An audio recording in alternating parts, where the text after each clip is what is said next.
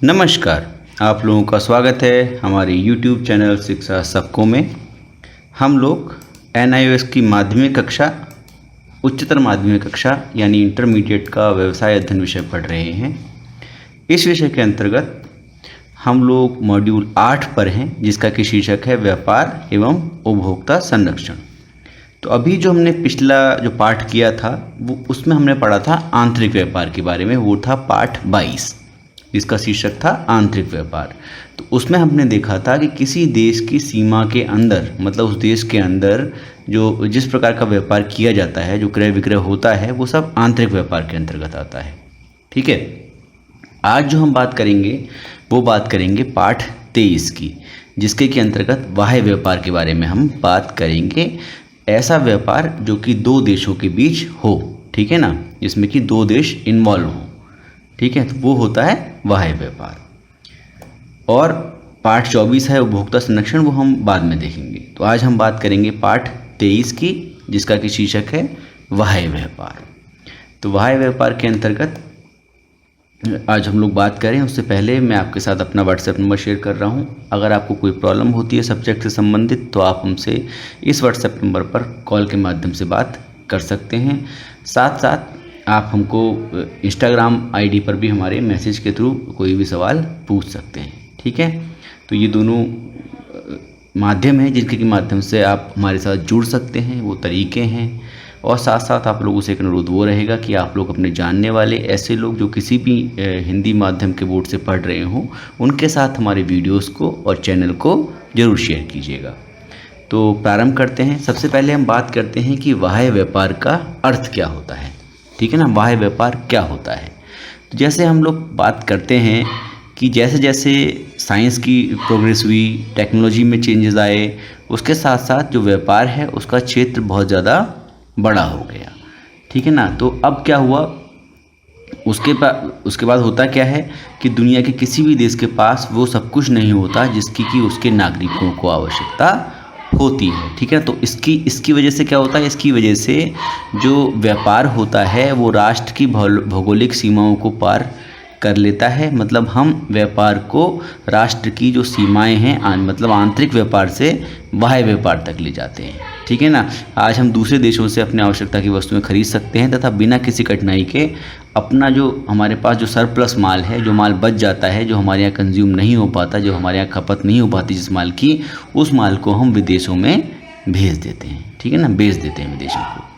तो दुनिया के किसी भी देश के पास वो सब कुछ नहीं होता है जिसकी कि उसके नागरिकों को आवश्यकता होती है। तो जो चीज़ें उसके पास नहीं होती हैं उनको वो बाह्य व्यापार के माध्यम से किसी दूसरे देश से प्राप्त कर लेता है। इसलिए कुछ वस्तुओं की आवश्यकता पूर्ति के लिए उन्हें दूसरों पर निर्भर होना पड़ता है। तो हर देश किसी न किसी चीज़ के लिए दूसरे देश पर निर्भर करता है। ठीक है ना, जो आज का जो युग है उसमें कोई भी देश ऐसा नहीं है जो कि सेल्फ सफिशिएंट हो।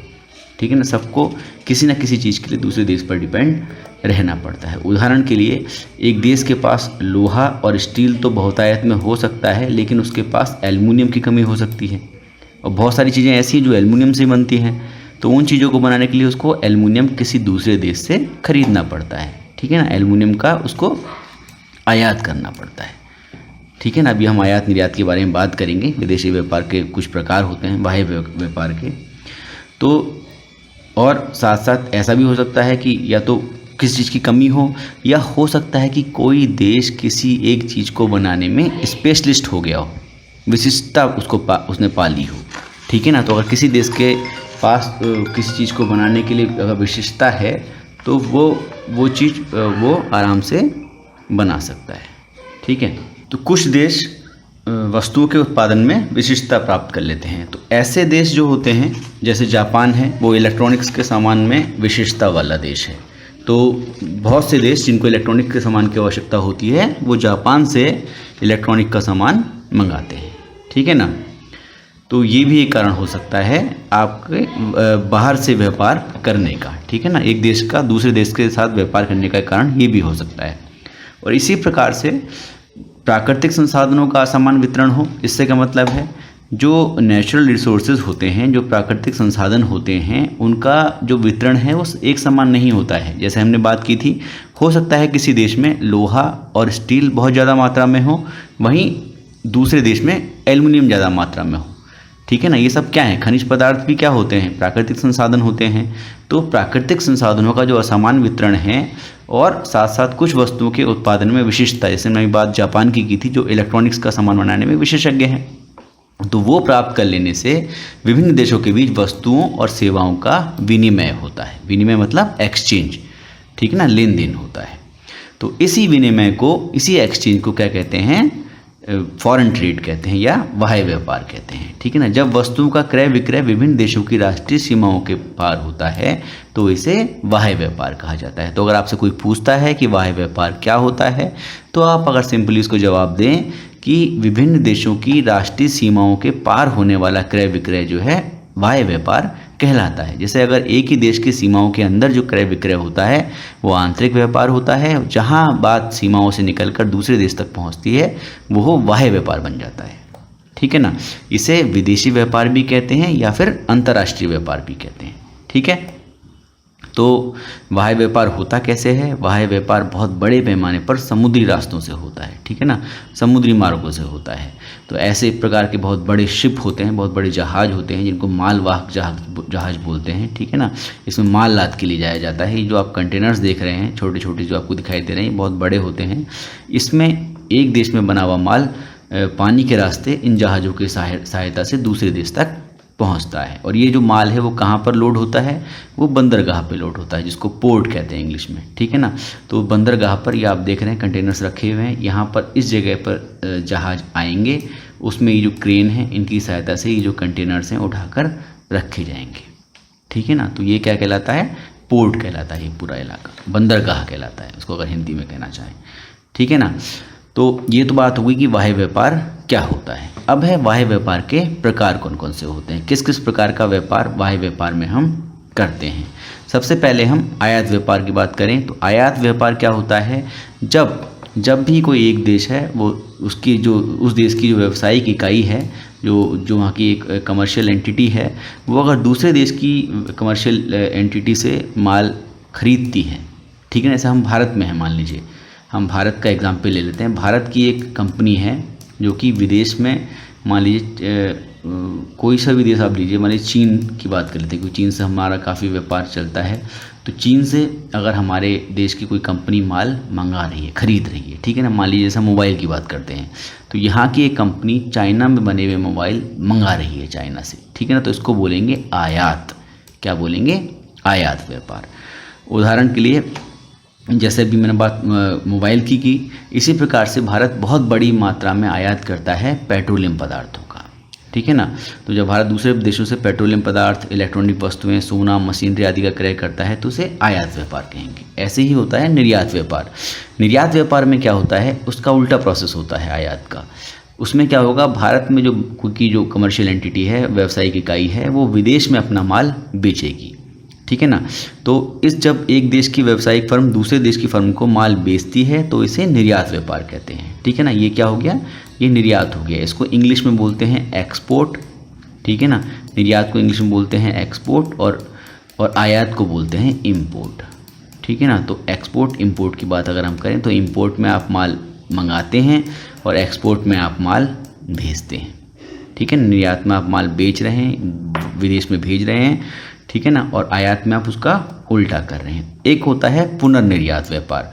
इसमें क्या होता है, इसमें क्या होता है, जब एक देश की व्यावसायिक फर्म दूसरे देश की फर्म से वस्तुओं का आयात करती है, फिर उसके परिवर्तन के साथ या फिर बिना किसी परिवर्तन के किसी अन्य देश को बेच देती है, उसको बोलते हैं पुनर्निर्यात। मतलब अभी मैंने बात की थी, ठीक है ना। एक एग्जाम्पल और ले लेते हैं। ये मान लीजिए भारत है, ये चीन है, ठीक है ना, और ये कोई एक और कंट्री है, मान लीजिए भूटान है, ठीक है ना।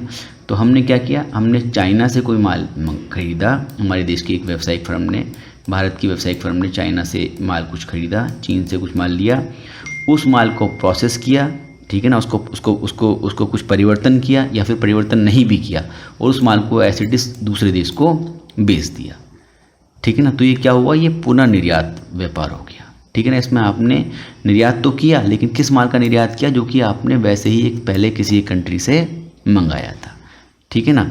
उस कंट्री के माल को आपने आगे बेच दिया, ठीक है ना। या तो उसमें आपने परिवर्तन किया, हो सकता है उसमें कुछ चेंजेस करें, या फिर बिना चेंज के भी आप भेज देते हैं, ठीक है ना। जैसे आपकी किताब में उदाहरण दिया है कि भारत की एक कंपनी थाईलैंड से रबड़ आयात करके उसे जापान को निर्यात करती है, तो ये भारत के लिए क्या होगा, पुनर्निर्यात व्यापार होगा, ठीक है ना। जापान के लिए क्या होगा, आयात होगा, थाईलैंड के लिए निर्यात होगा, क्योंकि उसने भारत को थाईलैंड ने भारत को रबड़ बेची, फिर भारत ने आगे उसको जापान को बेच दिया, ठीक है। तो इसको बोलेंगे पुनर्निर्यात व्यापार, किसके लिए, भारत के लिए। तो आप अब सोच रहे होंगे कि थाईलैंड और जापान के बीच में भारत की क्या आवश्यकता पड़ गई, ठीक है ना। सीधे सीधे थाईलैंड, क्योंकि माल जापान को लेना था और थाईलैंड ने वो माल बेचना था, तो सीधे जापान थाईलैंड से माल ले सकता था। लेकिन हो सकता है कि जापान के साथ क्या इसका कारण हो सकते हैं। एक कारण तो ये हो सकता है कि जापान के पास आयातक देशों के साथ जोड़ने का व्यापारिक मार्ग ही ना हो, मतलब जो आयातक देश है जैसे जापान है वो थाईलैंड के साथ सीधे कांटेक्ट में ना हो, उसका जो माल है वाया इंडिया ही होके जाए।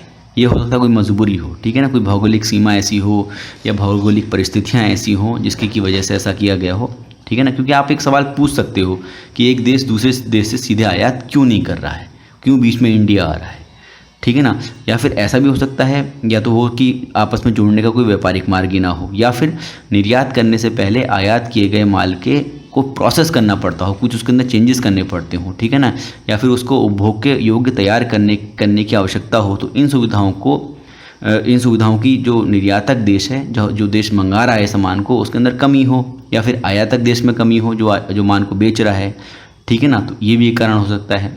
या फिर एक कारण ये हो सकता है कि जो दोनों कंट्री हैं, जो आयातक और निर्यातक कंट्री हैं, ठीक है ना, उनके बीच में कोई व्यापारिक समझौता ही ना हो, ठीक है ना, वो दोनों एक दूसरे को माल बेचते ही ना हो। जैसे आजकल आपने देखा होगा कि पाकिस्तान के साथ भी हम लोगों ने व्यापार काफ़ी कम कर दिया था, ठीक है ना, पिछले कुछ समय में बहुत कम हो गया था, क्योंकि हमारे जो व्यापारिक समझौते थे वो हमने थोड़े दिनों के लिए होल्ड पे डाल दिए थे, ठीक है ना। तो इस प्रकार से उस जो तीसरे प्रकार का व्यापार था वो था पुनर्निर्यात व्यापार, ठीक है। ये तीनों व्यापार हमने पढ़ लिए। अब हम बात करेंगे, जो अभी मैंने बात करी थी आयात व्यापार क्या होता है वो मैंने फिर एक बार बता दिया है आपको, ठीक है ना। ऐसे ही निर्यात व्यापार क्या होता है, जब एक देश की व्यापारिक फर्म दूसरे देश की फर्म को माल बेचती है तो उसे निर्यात व्यापार कहते हैं। ऐसे ही पुनर्निर्यात व्यापार क्या है, जब एक देश की व्यावसायिक फर्म दूसरे देश की फर्म से वस्तुओं का आयात कर परिवर्तन के साथ अथवा बिना किसी परिवर्तन किए किसी अन्य देश को माल को बेचती है तो उसको पुनर्निर्यात व्यापार कहते हैं। उदाहरण के लिए मैंने अभी बताया था आपको निर्यात और जापान वाला उदाहरण, ठीक है ना। तो ये क्यों हो सकता है ऐसा, पुनर्निर्यात व्यापार की आवश्यकता क्यों पड़ रही है। आयातक और निर्यातक कंट्री से, यानी कि देशों से आपको चिंता की ज़रूरत नहीं है। आयातक कंट्री वो है जो माल मंगा रहा है, निर्यातक कंट्री वो है जो माल भेज रहा है, बीच में पुनर्निर्यातक कंट्री वो है जो कि इन दोनों के बीच में एक लिंक का काम कर रहा है, जो हमारे उदाहरण में भारत था, ठीक है ना। तो ये क्यों करता है, पुनर्निर्यात व्यापार क्यों होता है, क्योंकि हो सकता है कि जो निर्यातक देश है जो कि हमारे एग्जाम्पल में जापान था, उसके पास आयातक देश जो कि थाईलैंड था उसके साथ जोड़ने का व्यापारिक मार्ग ना हो, या फिर हो सकता है कि निर्यात करने से पहले आयात किए गए माल को प्रोसेस करना पड़ता हो, उसको प्रक्रिया करना पड़ता हो, तो और उसके लिए फैसिलिटीज़ ना तो निर्यातक देश में हो या फिर हो सकता है आयातक देश में ना हो। तो इनमें से कुछ भी अगर है वो कंडीशन में पुनर्निर्यात व्यापार होगा, या फिर इन दोनों देशों के मध्य व्यापारिक समझौता ही ना हो, ठीक है ना। ये दोनों देश आपस में व्यापार कर ही ना सकते हो क्योंकि इनके बीच में कोई एक समझौता ना हो, व्यापारिक समझौते की एब्सेंस हो, ठीक है ना, वो ना हो, तब भी ऐसा हो सकता है। अगली बात आती है बाह्य व्यापार के महत्व की। तो जो बाह्य व्यापार होता है वो किसी देश की आर्थिक स्थिति का महत्वपूर्ण सूचक है। हम उसके द्वारा किए जाने वाले एक्सपोर्ट और इंपोर्ट के डेटा को देखकर कह सकते हैं कि ये देश कितना सेल्फ सफिशिएंट है, कितना इसके पास पैसा है या कितना समृद्ध है ये देश, ठीक है ना। उसका पता उसके आयात और निर्यात को देखकर पता चल जाता है, ठीक है ना। तो बाह्य व्यापार से क्या होता है, बाह्य व्यापार से न केवल आयातक देश को फ़ायदा होता है बल्कि निर्यातक देश को भी फ़ायदा होता है, ठीक है ना, दोनों को ही लाभ पहुंचता है। जहां निर्यातक देश क्या करता है, निर्यातक देश अपने अतिरिक्त उत्पादों को बेचकर विदेशी मुद्रा अर्जित करता है। वो जो उसके पास ऐसे उत्पाद हैं जो कि उसको आवश्यकता नहीं है, उसकी जनता को आवश्यकता नहीं है, वो ऐसे माल को विदेशों को बेच देता है और उनसे विदेशी मुद्रा अर्जित करता है। वहीं जो आयातक देश होता है, जो माल मंगा रहा है, उसको अच्छी गुणवत्ता वाली वस्तुओं के उपयोग का अवसर प्राप्त होता है तथा उसके नागरिकों का जीवन स्तर ऊंचा होता है, ठीक है ना, ये फ़ायदा उसको होता है।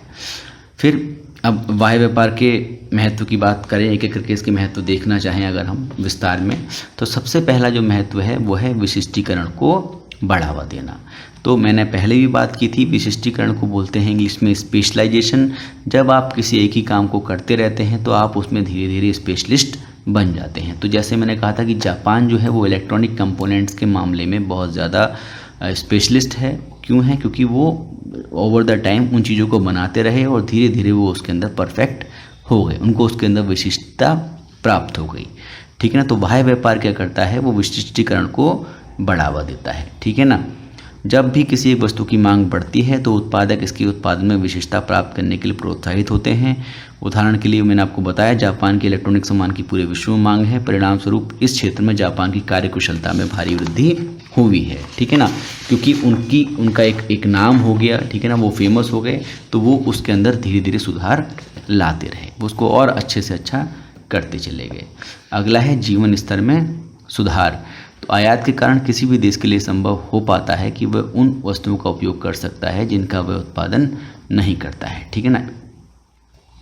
तो ऐसी चीज़ों को भी आप, जैसे मान लीजिए आपका देश है, आपके देश में कई चीज़ें नहीं होती हैं, तो अगर आपको उन चीज़ों का उपयोग करना है, अपने जीवन स्तर में सुधार लाना है, तो आपका देश उन चीज़ों को विदेश से आयात कर लेगा। ठीक है ना, मंगा लेगा, और आप फिर उन चीज़ों का उपयोग कर पाओगे और आपका जो जीवन स्तर है वो ऊंचा हो जाएगा। ठीक है ना।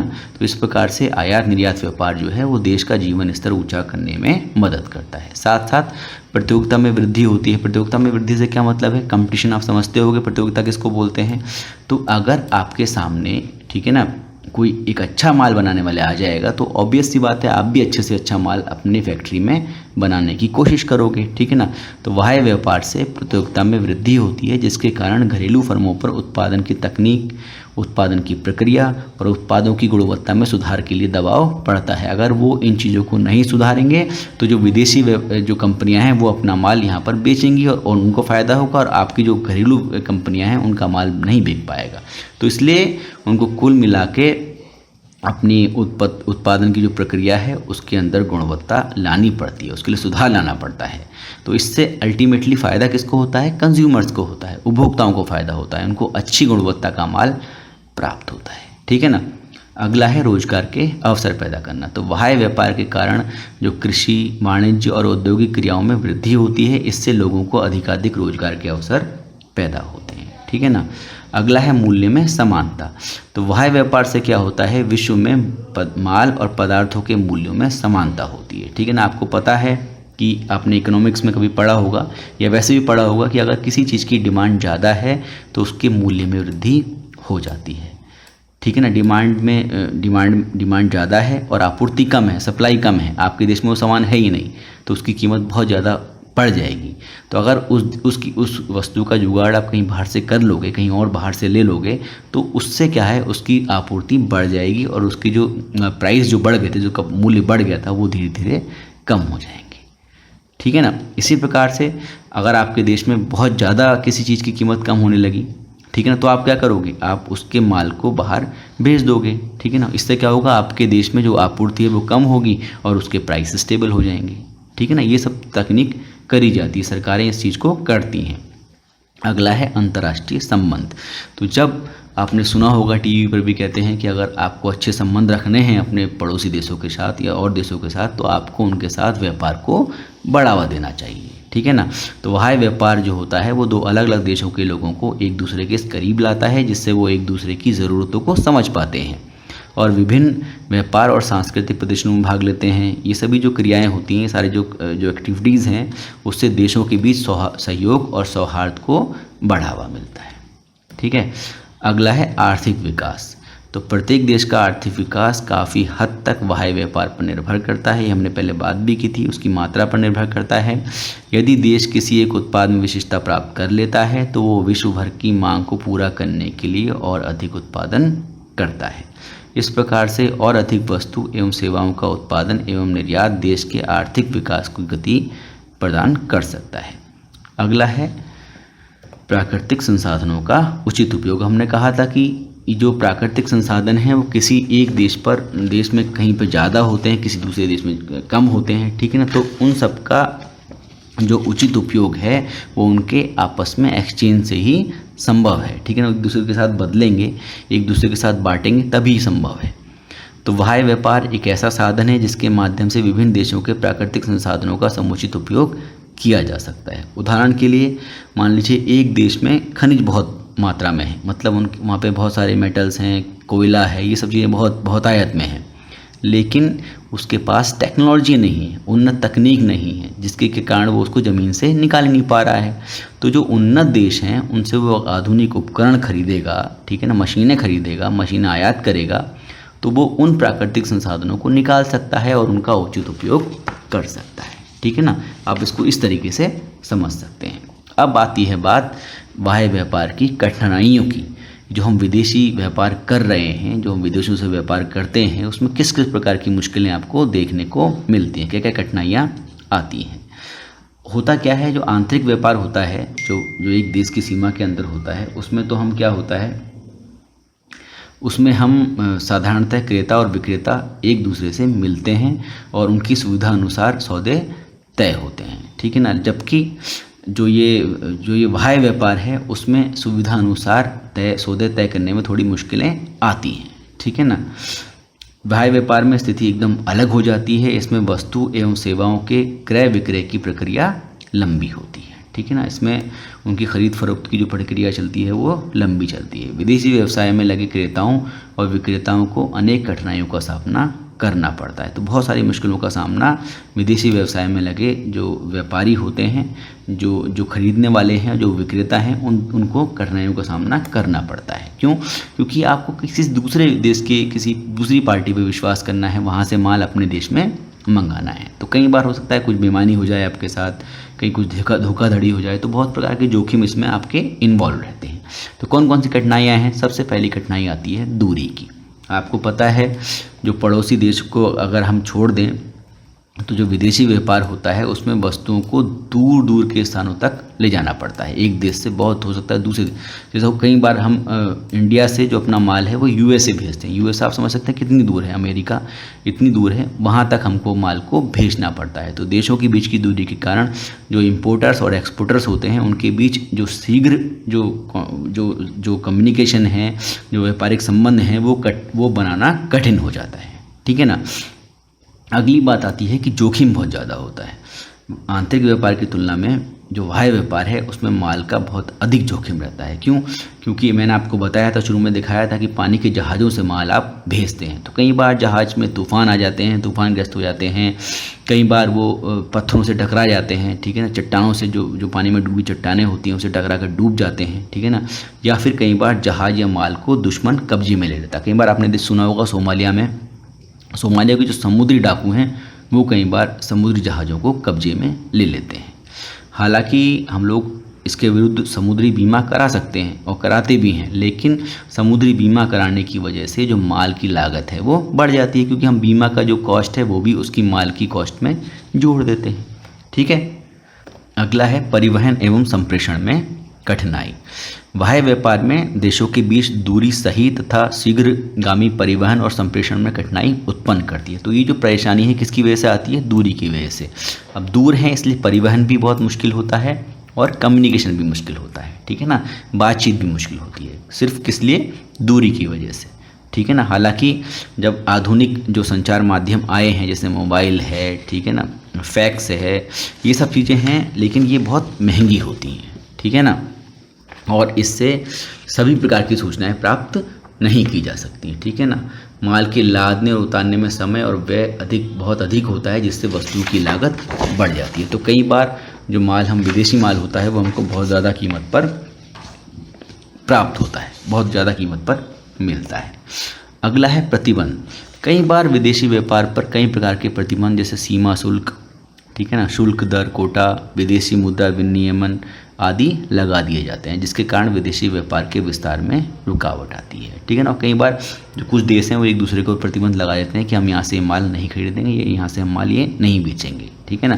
तो ये सब भी कठिनाई पैदा करते हैं बाह्य व्यापार में। अगली जो कठिनाई है वो है व्यक्तिगत संपर्क की कमी। विदेशी व्यापार में लेन देन, पत्र व्यवहार तथा संप्रेषण के अन्य तरीकों द्वारा बिल्कुल अपरिचित व्यक्तियों के साथ होता है। क्रेता तथा विक्रेता के बीच सीधा संपर्क नहीं होता है। व्यक्तिगत संपर्क की कमी के कारण पारस्परिक झगड़ों तथा पैसे डूबने का भय हमेशा बना रहता है, इसलिए यहाँ पर प्रॉब्लम आती है। ठीक है ना, ये सब प्रॉब्लम आती है व्यक्तिगत संपर्क की कमी के कारण। और वो संपर्क में कमी क्यों है? क्योंकि दूरी बहुत ज़्यादा है। ठीक है, अगला है विदेशी बाज़ारों के अध्ययन में लगने वाला समय और बहुत ज़्यादा कॉस्ट जो लगती है। तो विभिन्न उत्पादों के बाज़ार की अपनी अलग अलग विशेषताएं होती हैं, जिसका आधार मांग क्या मांग कैसी है बाज़ार की, बाज़ार में प्रतियोगिता कितनी है और जो क्रेता हैं उनकी पसंद क्या है। तो विदेशी व्यापार की सफलता के लिए विदेशी बाज़ारों का विस्तृत अध्ययन, उसके बारे में जानना, उसके बारे में पढ़ना, ये बहुत ज़रूरी है। और ये एक आयातक एवं निर्यातक दोनों के दृष्टिकोण से आसानी से संभव नहीं है। संभव तो है, लेकिन इसमें आपको बहुत ज़्यादा रिसोर्सेज लगाने पड़ेंगे, आपको आदमी लगाने पड़ेंगे, आपको पैसा लगाना पड़ेगा। ठीक है ना। अगला है लागत। परिवहन, बीमा, मध्यस्थों और औपचारिकताओं को पूरा करने पर आने वाले अधिक व्यय के कारण माल के आयात और निर्यात दोनों की गतिविधियां अधिक खर्चीली हो जाती हैं। ठीक है ना, ये एक ऑब्वियस सी बात है, इसलिए माल की लागत बढ़ जाती है। अगला है नियम एवं कानूनों में परिवर्तन। प्रत्येक देश ने अपने आर्थिक और राजनीतिक हितों के संरक्षण के लिए बाह्य व्यापार हेतु अपने नियम और कानून बनाए हैं। इन नियमों में समय समय पर परिवर्तन होता रहता है, अतः व्यापारियों के लिए विभिन्न देशों के नियम और कानूनों का ज्ञान रखना और कार्यविधि का अनुसरण करना कठिन हो जाता है। भाई आपको अपने देश के भी नियम याद रखने हैं, दूसरे देश के भी नियम याद रखने हैं। ठीक है ना, और ये कई बार चेंज हो जाते हैं, परिवर्तित होते रहते हैं। तो इसलिए इन चीज़ों का ध्यान रखना और उसके हिसाब से उनका पालन करना वो कठिन हो जाता है। और अगली बात आती है बार बार मूल्यों में परिवर्तन। यहाँ मूल्यों में परिवर्तन कई बार विदेशी विनिमय दर, आयात निर्यात कर, इन सब में बदलाव के कारण बार बार परिवर्तन मूल्यों में आता रहता है। जो वस्तु आप, जैसे आप मान लीजिए एक एक्सपोर्टर हैं, आप कुछ माल विदेश भेजते हैं, आपके यहाँ मान लीजिए जो एक्सपोर्ट पे जो शुल्क है, ठीक है ना, जो निर्यात शुल्क आपसे ले रही है सरकार, उसमें निर्यात कर जो आपसे ले रही है वो उसने बढ़ा दिया। मान लीजिए अगर उसने एक्सपोर्ट टैक्स आप पे ज़्यादा कर दिया तो ऑब्वियस सी बात है जो आपका माल है उसका जो दाम है वो बढ़ जाएगा। ठीक है ना, अब आप अपना माल महंगे में बेचोगे, क्यों? क्योंकि आपको ज़्यादा टैक्स चुकाना पड़ रहा है।